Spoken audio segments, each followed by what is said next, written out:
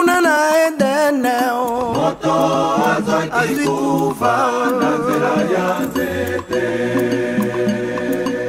kunana edene moto azikufa nanzela ya nzete ezalaki nini eo yawe alobi na to okikolia nyonso kasi yoga mobeko oliato mbuma ya nzete oyo bino boyeba ete mokolo bokolia bokokufa solo Adam na Eva mokolo balingaki ekufa yaki na se kasi nkolo Yesu aye kopesa bomoi na nzela ya nzete kasi mwana Maria aye kopesa bomoi na nzela ya nzete na lolenge nini moto nyonso akondima akozwa bomo na lolenge nini Jean chapitre 3 verset 16. akozwa bomo nzete oyo Yesu nzete na bomo nzete oyo ayao Yesu nzete na bomo nzete oyo Yesu nzete na bomo isolo na edene baninga nalingi naloba Nzambe alonaki elanga na edene Adam na Eva bazalaki bolumbu te bazalaki nelamba ya bosantu ezingaki bango mokolo balembuma bosantu elongwe batikali bolumbu liboso na Nzambe na bomo Yawe asaleli bango elamba mosusu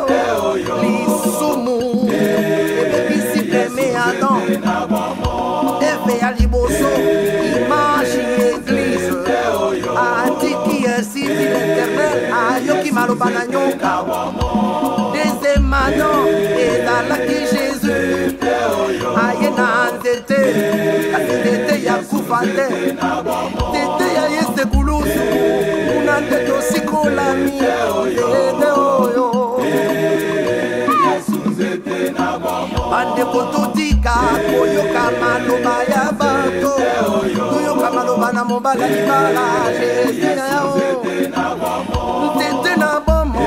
tolambaka fufu na nzete manga toliaka eutaka na nzete wato totambolaka eutaka na nzete mabaya kotonga ndako eutaka na nzete lobiko ya eglize euta na nzete Tanga toyoka douleur na nzete alobi na mapipi na ngani bino bosikolami soki yaya boyaki kokufa ndenge na suka wa nzete oyo nzete oyo eglize esombama Dawida asombama na nzete moto ya douleur likolo na nzete azoloba otuteta konfli yaya merci Jésus na liwa na yo na nzete futoliaga farini toliaga eutaka na nzete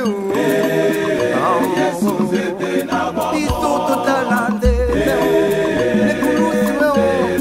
piso totala nzete azalaki na miyibi mibale na nzete baninga kasi nzete ya miyibepesa bomo na mokili te baninga nzete ya mwana Maria meme moyiba sikolama ngai mpe nazobika kaka na nzete motika nayemba nayemba mpo na nzete ntango noyoka nzembo oyo simba nzete moninga mata na nzete oyo epesaka elevation nzete oyo liloba Baba ninga nzete oyo Jésus Yesu nzete na bomo Yesu nzete na bomo Yesu nzete na bomo